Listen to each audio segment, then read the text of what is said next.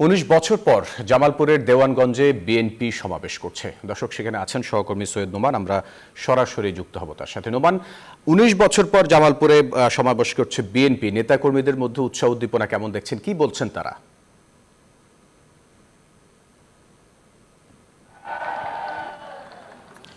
ধন্যবাদ ফয়সাল আপনাকে।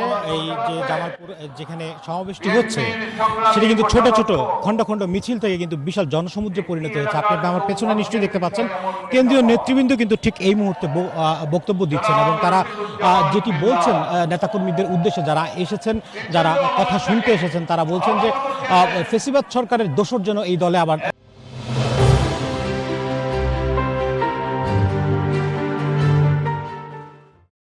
নতুন করে না ঢুকে এবং যে তারা যে ৩১ দফা দিয়েছে সেই ৩১ দফা বিভিন্ন মানুষজনের কাছে, একদম তৃণমূলের মানুষজনের কাছে যেন পৌঁছানো যায়, সেই বিষয়টি কিন্তু নিয়ে তারা জোর দিচ্ছেন এবং তারা বলছেন যে সামনের রোডম্যাপ এঁকে দিচ্ছেন যে নেতাকর্মীদের কী করণীয় এবং প্রতিটি কথাই কিন্তু আসলে নেতাকর্মীদের উদ্দেশ্যে এবং বলছেন যে জনগণের কাছে কিভাবে যাওয়া যায় এবং জনগণকে কিভাবে আসলে বিএনপির সাথে সম্পৃক্ততা করা যায়।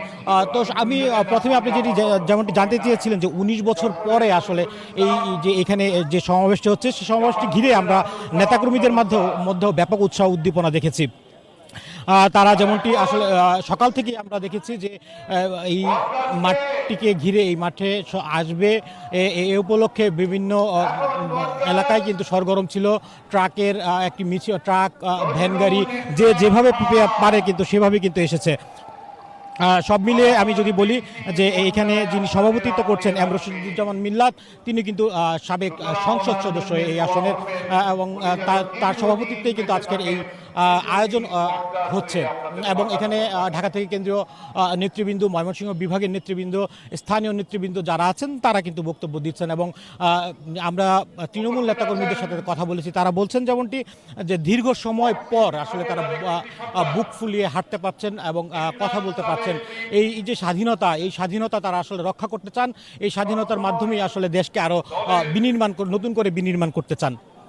আমি যদি একটু জানিয়ে রাখি যে আজকের যে অনুষ্ঠানটি আছে বিএনপির, সেটি ছাত্র জনতার উপর নির্বিচারে গুলি চালিয়ে গণহত্যাকারী খুনি শেখ হাসিনা সহ তার দোষরদের বিচারের দাবিতে স্বৈরাচার ও ফেসিবাদ মুক্ত বাংলাদেশ গড়ার প্রত্যয়ে এই জনসমাবেশ কিন্তু অনুষ্ঠিত হচ্ছে এবং এখানে প্রধান অতিথি হিসেবে কিন্তু উপস্থিত আছেন নজরুল ইসলাম খান।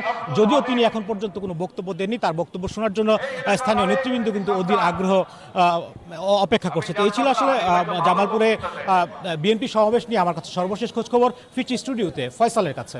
নোমান, আপনাকে ধন্যবাদ আমাদের সাথে যুক্ত হওয়ার জন্য।